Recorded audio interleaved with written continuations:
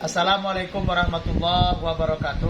Waalaikumsalam warahmatullahi wabarakatuh. Alhamdulillahirabbil alamin wassalatu wassalamu ala asrafil anbiya'i wal mursalin wa ala alihi wa ashabihi ajmain. Alhamdulillah siang hari ini kita bersama-sama kedatangan jamaah pertama di Tarekat Naqsabandiyah, khususnya di Pesantren Ruhul A'jam.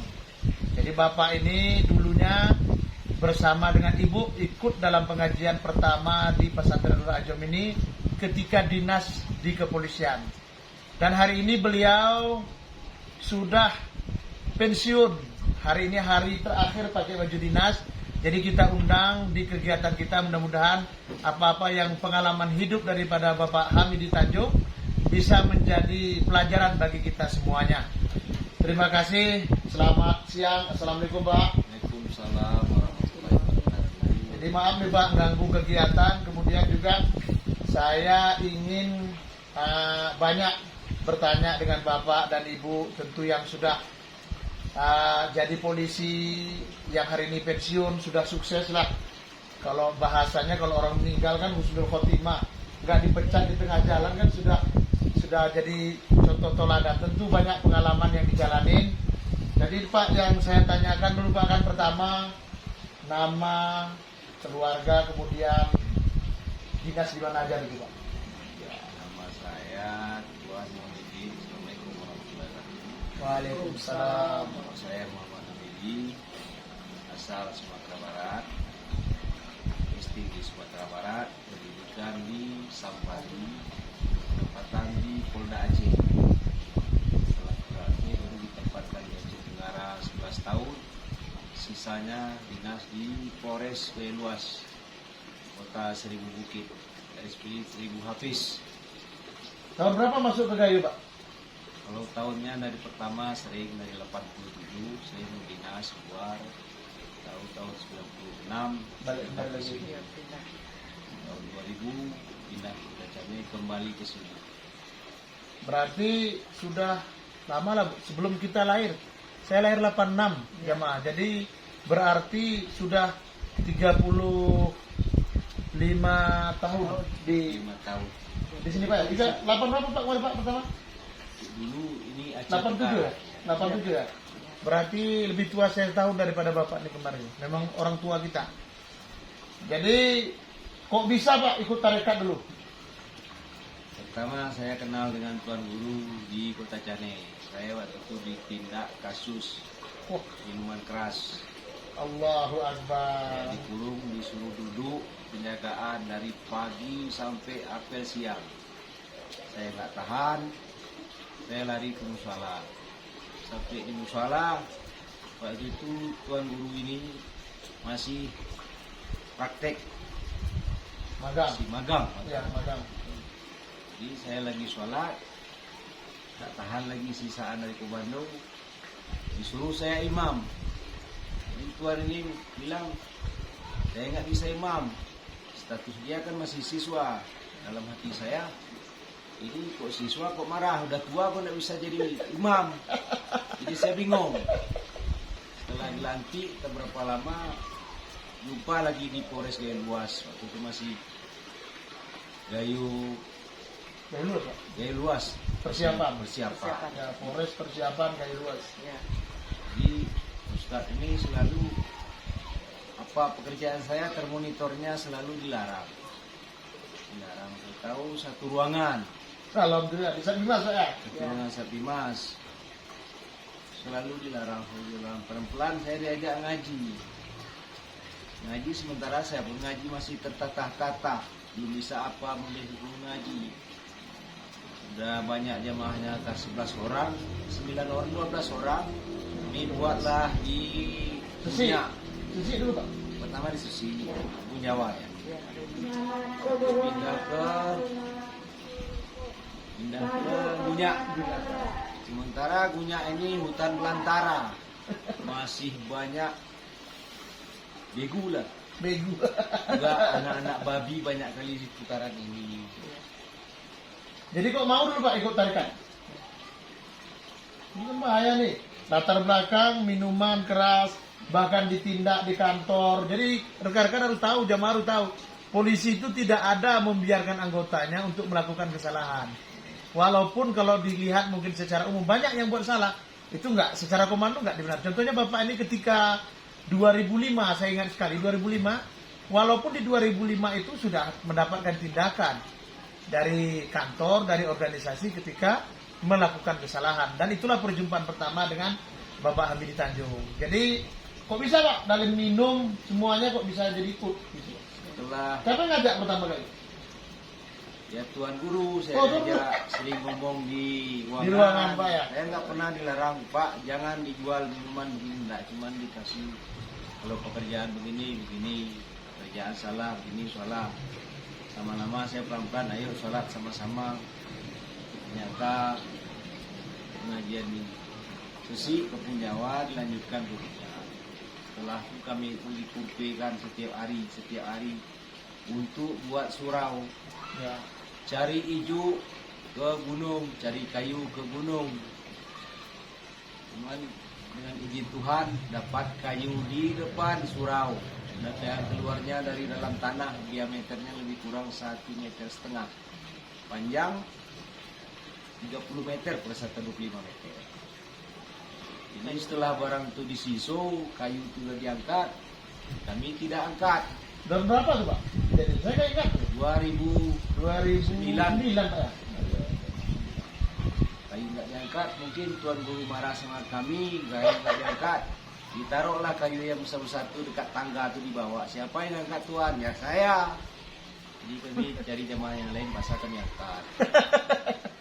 Pengalaman jadi jamaah luar biasa beliau di masa-masa sulit. Beliau sudah menjadi jamaah. Dan dulunya pesantren kita ini sekedar untuk informasi, pesantren Nurul Ajam ini memang dulu untuk polisi-polisi. Nah, untuk polisi-polisi salah satunya beliau lah bersama keluarga. Dulu ada juga Ahda Aditya bersama istri. Kemudian ada dulu Abang Khajali bersama juga sama ya kakak itu ya. Cuma kakak itu tidak aktif dalam untuk tawajuh. Ada juga Ustadz Ahda Aditya si Indra sama istri. Itu mungkin dulu di awal-awal. Kemudian menyusul Juhri, Bang Junedi, Juhri, Saryandi, ya banyak lagi yang nyusul setelah itu. Kemudian Pak ini kan udah pensiun Pak. Tadi Bapak ini mengeluarkan satu statement di dalam kata sambutan Bapak ini, mandi di pahit, mandi di SPN, lebih pahit lagi mandi dimandikan oleh Ustadz Pane. Gimana pahit maksudnya itu Pak? Jangan-jangan gara-gara ini orang nggak mau lagi dengan tarikan. Pertama dari awalnya, Tuhan, kami disuruh mandi tobat. Setiap mandi tobat disuruh ikuti sunnah-sunnah, doa, zikir, memohon, munajat. Setiap itu disuruh puasa suluk 10 hari. Nggak boleh makan pakai yang berminyak-minyak yang untuk daging. Puasa, sementara saya nggak tahan puasa, arah kerikil dekat, saya minum. Berenang di dalam. Ternyata maghribnya Tuan Guru udah merengut nengok saya. Sementara itu jaraknya ada 100 meter lebih. Apa pekerjaan saya tahu teku. Jam 2 malam kami direndam. Ya, kami jumlahnya 9 orang atau 13 orang. Iman ditobatkan Di tengah malam. di tengah malam.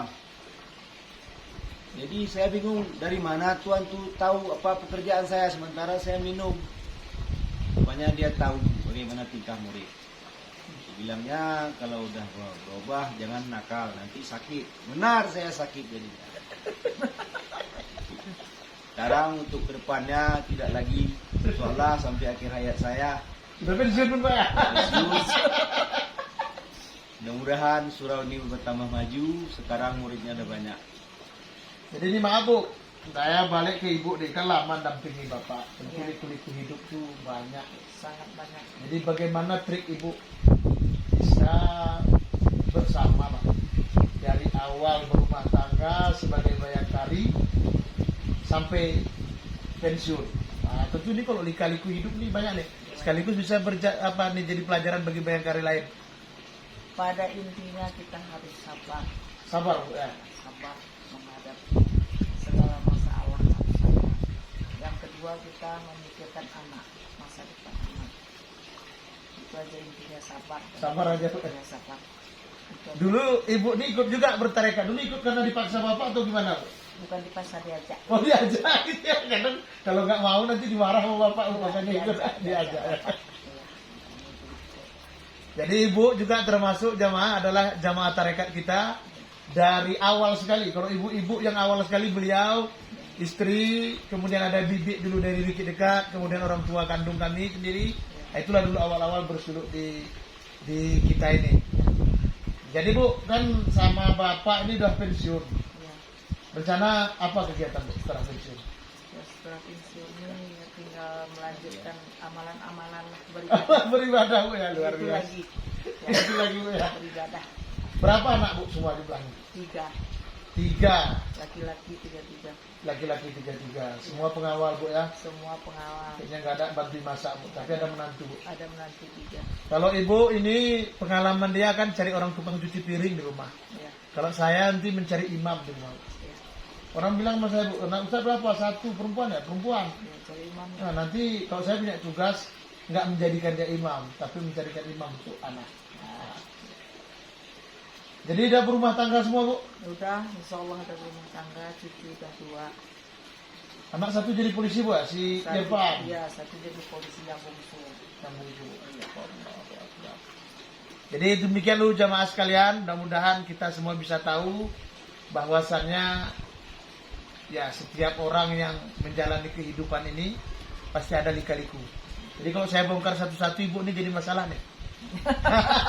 Jadi masalah. Bapak juga demikian pasti. Ya. Karena saya tahu persis dulu pengalaman sama Pak Ami di Tanjung ini yang paling saya ingat ketika kami razia minuman. Yang punya rupanya kawan-kawan beliau. Kawan akrab, kawan dekat. Saya ingat kayak itu numpahkan tua. Datang Pak Hamidi disembunyikan sama beliau karena nggak enak sama kawan-kawannya Pak. Berapa Pak? 1 tong Pak. 1 tong.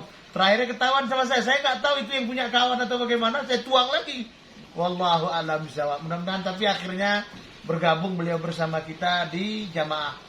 Kemudian Pak, terakhir Pak, sama jamaah-jamaah lama, tolong kasih salam dan pesan Pak. Apa kira-kira? Jamaah-jamaah suluk lama nih. Udah lama nggak kumpul nih, Ya. jamaah suluk. Gimana nih Pak rencananya?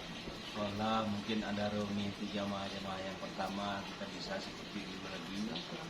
Dan sangat rindu iman ditobatkan Tuan Guru. Itu modal pulang. Iya. Saryandi, ingat tuh. Ya. Kemudian siapa lagi Pak? Terlalu banyak Aditya, Indra. Kipung. Juri. Oh ya, Bang Peri, Kipung. Bang Kipung, walaupun di Palembang, nanti dengar video nih ya Pak Amidi. Enak mandi bareng, mandi tobat. Kipung. Termasuk Pak Waka. Pak Waka, oh, betul. Pak Robin Apolonius Salem, hampir dilupakan tadi Pak Robin. Kemudian Pak Ustadz Marhaban. Kayaknya kita harus buat jadwal reunian kata Ustadz Pak Amidi. Di usia ini kalau udah asar. Kalau senja belum lah asar Pak ya. Senja. Udah senja. Jadi sebelum kita udah punya teman 1 orang yang berpulang ke Rahmatullah, bahkan ada beberapa orang ya termasuk Kakek Enap, termasuk Pak Said Pak ya, Tanjung tuh di Sepang. Jadi saya berharap jamaah-jamaah adalah pertemuan Pak ya. Ya. Ada pertemuan dan berterima kasih kepada penduduk Desa Gunyak yang telah mendukung. Bagaimana sekarang dah jamaahnya udah banyak, juga siswa Hafiz. Ya. Dan mengucapkan terima kasih untuk Desa Gunyak dan masyarakat yang telah mendukungnya. Terima Ya. kasih. Jadi mudah-mudahan jamaah semua, saya terus terang kalau sama Pak Hamid ini banyak kisah hidup. Nah, apa kira-kira hukuman Tengku yang paling parah Pak, yang paling diingat? Kalau saya perbuat salah selalu dia merengut. Saya sekarang baru ngerti setelah saya belajar. Merengut dia. Apa aja kesalahan salah. Soalnya di surau ini cara ke kamar mandi pun diajar. Pada intinya di sini belajar yang pertama diajarkan adalah masalah taharah, cara ngambil uduk yang benar.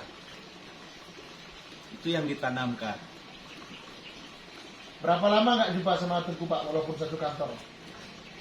Sering, lama saya nggak jumpa, tapi di doa saya setiap salat. Ya, salah dua.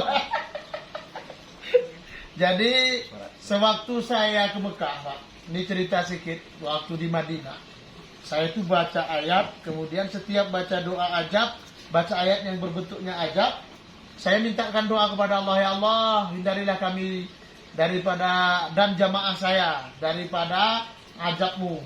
Ya, setiap dapat kabar gembira, ya Allah, jadikanlah kami dan beserta jamaah masuk ke dalam surga. Sampai Indra itu ikut sebelah saya, dia pulangan, dia nanya gitu kan, Bang, abang kok sering kali doakan jamaah? Jadi saya bilang jamaah itu segala-galanya bagi saya. Makanya saya berusaha anak, istri, keluarga semua menjadi jamaah, supaya besok jadi satu stop di akhirat. Nah, kalau beda stop nanti di akhirat kan Ini payah. juga pesan Tuan Guru. Saya juga pernah jadi murid di sini dengan orang tua kandung saya dan abang kandung. Oh, Sekarang orang sama-sama tua saya juga. meninggal. Ya. Ya, mudah-mudahan ibu juga berada di surganya Allah Subhanahu wa taala, dan abang-abang semua juga kita dalam lindungan Allah. Demikian mungkin jamaah. Ibu ada, Bu? Yang terakhir, Bu. Enggak ada habis, Bu. Udah habis. Ibu nih PNS ini, tapi bayangkari lagi. Sekaligus juga mendampingi Bapak. Bayangkan, jumpanya saja, kita kan pikir-pikir lah, jumpanya saja karena kasus minuman. Coba bayangkan, di Polres Aceh Tenggara, Pak ya. Jadi, begitulah kehidupan. Kepada teman-teman semuanya, berbuatlah positif meskipun sedikit. Yakinlah dengan perubahan, meskipun kita merasa kesulitan ketika merubah kebiasaan buruk kepada baik. Yakin bisa, dan yakin bisa. Yakinlah Allah akan tolong kita setiap apapun yang kita kerjakan, dan Allah kasih nilai. Sampai-sampai yang kita buat itu seperti Bapak ini, sampai-sampai dosa yang pernah diperbuat itu dihapus Allah pelan-pelan, terasa dengan banyaknya kebaikan-kebaikan yang dibangun kembali. Saya pernah dapat jumpa sama Pak Amidi ketika kami ada satu kisah ketika ngambil ijuk sama papan ke Uring. Lalu ketika itu rupanya yang ngambilkan kayu itu adalah teman lama Pak Amidi Tanjung yang pernah kakinya ditembak sama Pak Amidi. Tahu-tahu jumpa lagi waktu ngambil apa-apa ya, betul Pak? Ya. Waktu ngambil hijau. Coba bayangkan jemaah, masa lalu beliau, orang yang ditembak sama beliau tahu-tahu menjadi bersama dalam membangun pesantren Nurul Ajam. Begitulah ketika sudah kalimah la ilaha illallah bersatu, ketika kebaikan sudah terbangun, maka semuanya akan lembut hati dan akan menjadi kemenangan dan akan kebersamaan. Dendam itu nggak ada lagi. Semuanya nggak ada lagi. Lebih dan kurang mohon maaf. Assalamualaikum warahmatullahi wabarakatuh. Waalaikumsalam.